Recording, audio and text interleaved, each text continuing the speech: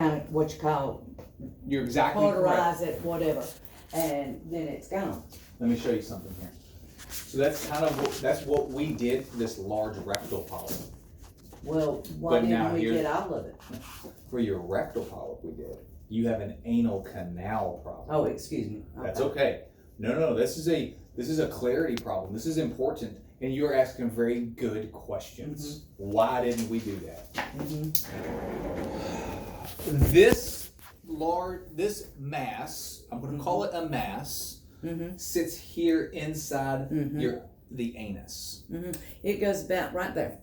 Exactly. Up in me. Exactly. That is attached to muscles. Well, it might not be attached to muscles. It could be attached to muscles.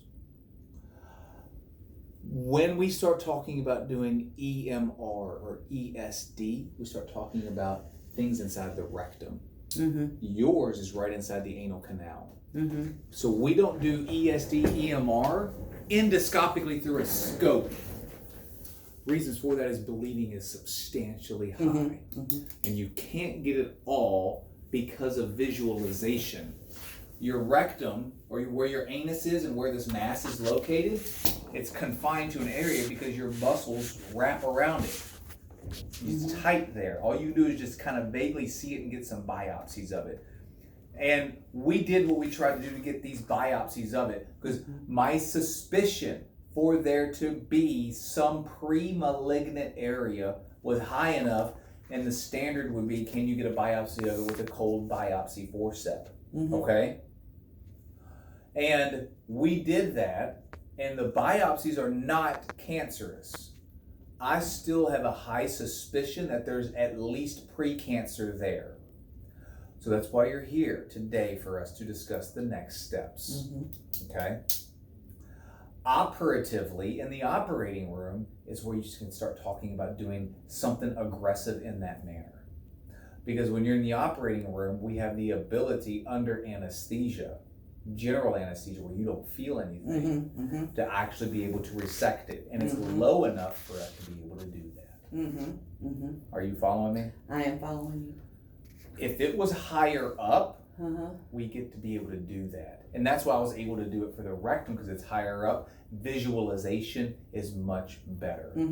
Bleeding risk is lower. Okay? Does that make sense to you? Yes. Okay. So it would be my recommendation. We know that this is an abnormality. It would be my recommendation to, if I can excise it and completely remove it, then that would be my preference. The major risk of that procedure could be significant. It all depends upon if it is involved with the muscle. Okay. If this is a cancer, go ahead, you have something. If it's hooked to the muscle. Yes, ma'am. Exactly what all does that entail? Great question. If it is advanced and deep inside the muscle, then that means it's probably cancer. That we have to be very careful about what we do in the operating room if it is cancer. Because if it is a particular type of cancer, which I think that it is, if it's attached, then it would be what's called an anal squamous cell cancer. And we know that if it is an advanced anal squamous cell cancer, that the standard of care is to give chemotherapy and radiation therapy. Reasons why we do not do large excisions of anal squamous cell cancer that are advanced is because our ability to clear the entirety of that mass is low. So talking about the chances of cancer coming back are increased. Okay? Are you following me? Yeah. And so we know that definitive treatment for an anal squamous cell cancer is chemotherapy or radiation therapy. And I'm not doing that. Right. Because this is not showing the cancer. If it showed the cancer, I would tell you, yes, let's go for it. Yes, ma'am. That's Okay, you're because right. I've already had it in the cervix. I had it in a lymph node. But they were able to get all of it. Yes, ma'am. And without having to do any chemo and radiation. And that is right. That is great. And this is telling me it's not right now. You're exactly right. So what I want to do is to figure out a way to either get it out, see if it's cancer. If it is cancer, then yes, we will go the chemo and radiation. But I'm not going to do that until there is evidence. Exactly. Proof. Yes. I'm not going to go through all So of we that. won't, and I'll be honest with you, there's no chemotherapy doctor out there, no radiation therapy doctor out there is not going to treat you without a definitive diagnosis. Right. And they're never going to go on just a suspicion. Okay? Mm-hmm. So it's our job to get the diagnosis. Mm-hmm. Okay? If we go to the operating room with your consent and operative findings, meaning I look at it closer in the operating room with a larger field of view, show that this mass does not look like it is fixed and hard to the muscle, okay? Then we can consider true excision of that area. Mm-hmm. Mm-hmm. If it looks like that mass is as hard as a rock, and it's like what people say, that old adage thing, if it walks like a duck, it quacks like a duck, it might be a duck, or it probably is a duck. Mm-hmm. Then, and if it looks like it is a cancer by a wide view, and it looks like it's really hard, and it looks like it is inseparable from the muscle, and you can't lift it up with anything like muscle, like saline or anything like that. Mm-hmm. You can't lift it up. Then at that point, my job is to get a deep biopsy, multiple biopsies, and not excise it then. The reason why I would not want to try to excise the whole thing, if it looks like it's going to cause you major complications with significant bleeding Mm-hmm. and pain. Mm-hmm. So I have to have the difficult job of determining, do I excise this, or do I do a bunch of deep biopsies that are a lot deeper and larger than the biopsies that I get with a colonoscope? Okay, so how many actual biopsies did you do of that? Probably 2 or 3 deep biopsies. The thing is, they're like little grasper biopsies, Mm-hmm. and you can only go as deep as what they are. Mm-hmm. So how could it be cancer on the inside and not on the out? We actually see this. We can see this pretty frequently. Mm-hmm. To be honest with you, it's almost like a glacier effect. What you see on top is different than what you see on the bottom. And we see this a lot with colon cancers and rectal cancers, where we take biopsies, or all these endoscopists or myself take biopsies of this, and it doesn't show cancer. We're like, everything makes it pinpoint like it's a cancer. It's because you have these little island of invasive cancer cells throughout. And so sometimes if we can't establish a diagnosis, we just have to bite the bullet and say, okay, we'll have to excise it, get the biopsy and the pathology, and they may have to deal with the complications that are associated with the excision. Mm-hmm. For the sake of getting a biopsy, or for the sake of getting a true pathology. Are you understanding what I'm saying? Yes.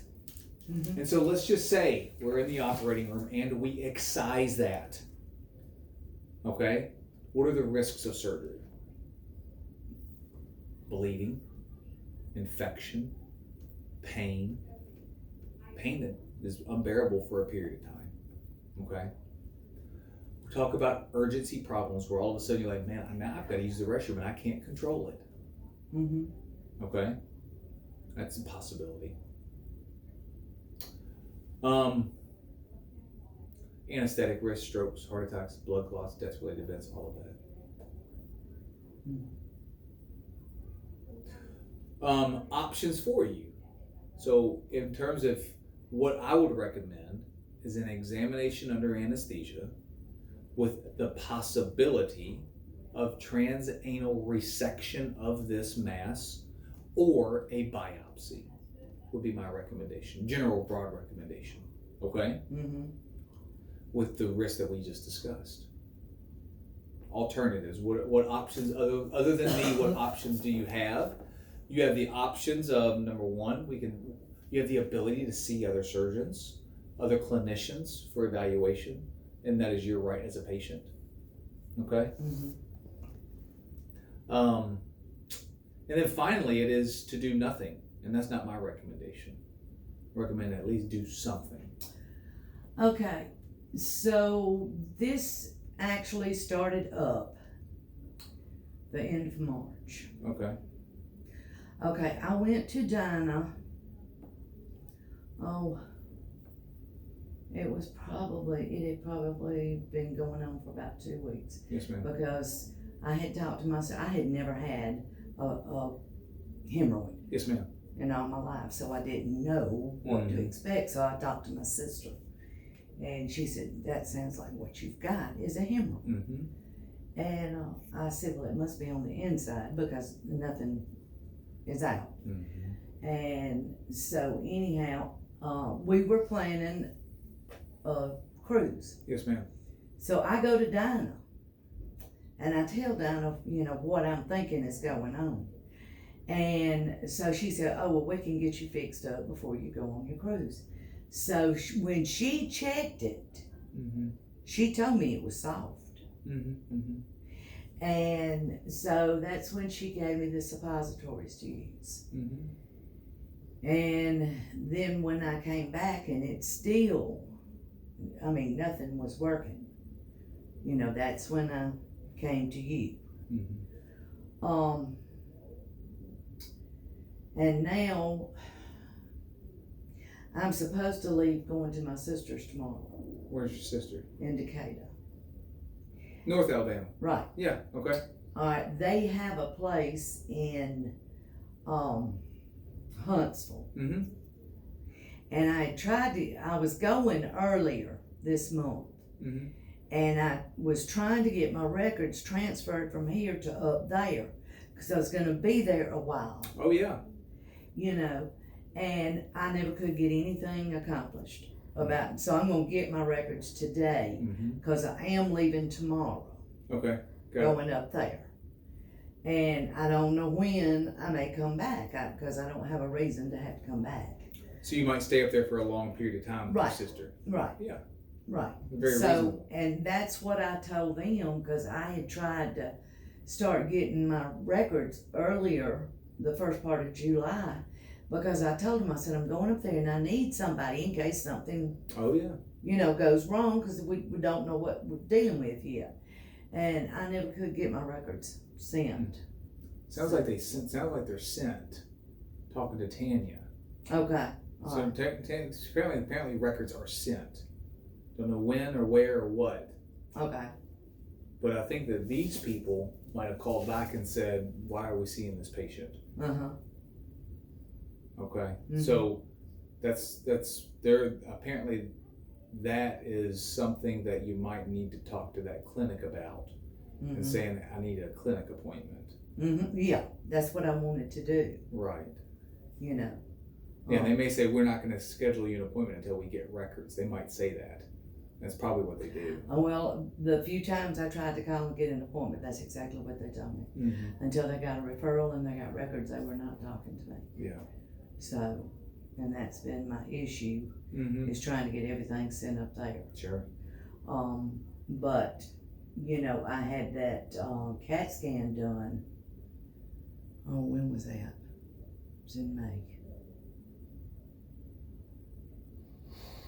Yes, it was in May. It was the 21st of May, right after I got back from the cruise. Okay. Dr. Jones is the one who wanted that done. Nate Jones? Uh-huh. Because he did your first. He was the one about the lymph node that they took out. Mm-hmm. And when was that lymph node took out? oh, jeez. How long ago was that? It's been a while. Years? No. Speaking of been a while, I mean, what, maybe the first of this year, the end of last year? And your cervical cancer was when? Okay, it's a strange case.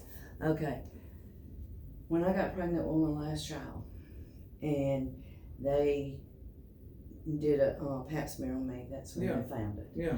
Okay, after I had my son and everything kind of got back to normal, we did surgery. Yeah. Alright, that was done in Grove Hill by a Dr. Neal. I don't know if you ever knew him. And he got it all. Mm-hmm. Okay, so I never had another issue whatsoever, no such thing. When I had open heart surgery, there was a nodule in my lung and some fluid left. And they went in to check that out and they removed the nodule. There was nothing about the nodule, nothing about the fluid. But they had done a PET scan, and that's when they found the lymph node. That was how long ago now? What was it? When did you have your bypass surgery? My bypass surgery was done this December, it'll be 2 years ago. Okay. But were you having an anal rectal problem then? No. No anus bleeding, pain, anything like that? It's No. only before you went on your cruise. Mm-hmm.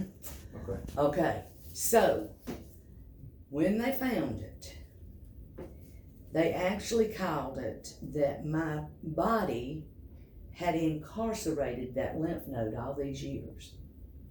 Because that's the only thing that they could come up with, Mm-hmm. that it was from the squamous cell cervical cancer. Okay, I'll have to.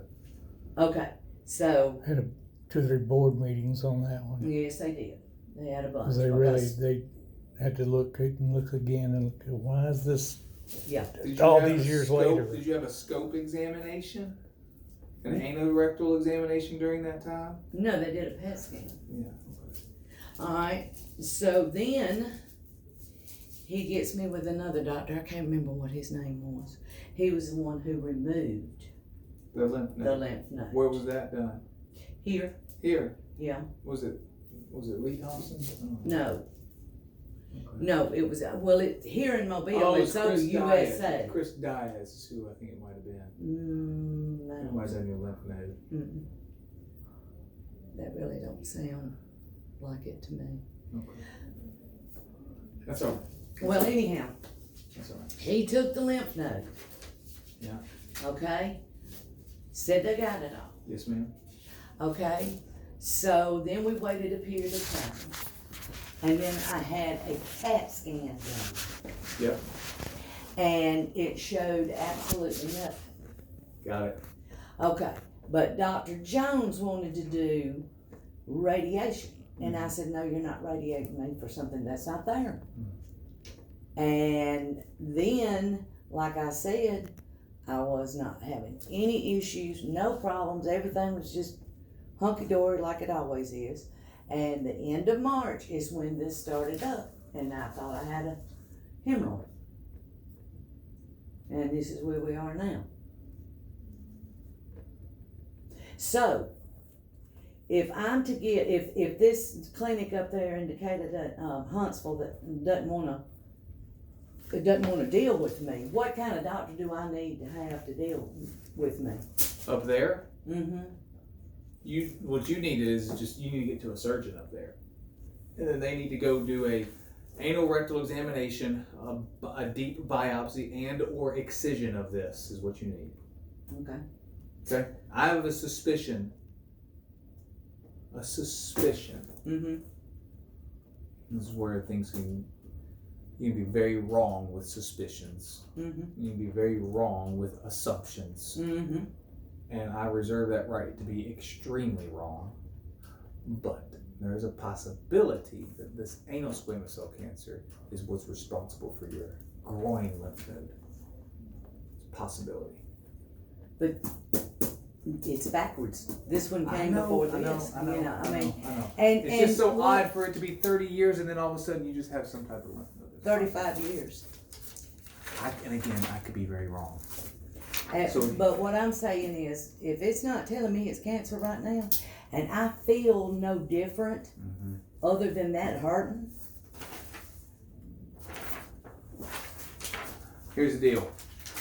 I'm gonna put this in a note about, what at least I recommend. And then the surgeon up there will be able to see it, and then they'll know what to do. Okay, do you know of anybody up there, recommend anybody? Other than this person, it sounds like if they're a colon and rectal surgeon, they'll know what to do. Okay, Okay? alright, Deal? sounds good. If you're not getting any help up there, and we don't want to wait long on this. Okay? You don't want to wait 3 months. Well, it's been going on. I know that, but I said You know. if you were my family member, I wouldn't wait 3 months to find something out. Okay? Yeah, We'll get everything taken care of. You let me know, okay? Deal? okay. If I can't get it done real quick, I'll Then you just come be down right here. back in You just come touch. down here. Okay, We'll get you done down here. alright. Is that a deal? And who would you have do me down here? Me. Oh, you, okay. Sometime, you'll see, when you get this age. Yeah. You'll see, baby, you'll see. I listen, I already have it sometimes, okay? Yeah, Alright, hang tight, okay? okay, See ya. Bye. All right, bye. Be well. You let me know if you need anything, okay? okay, thank you. Alright. Alright, let's go. Didn't you just say you'd be right back?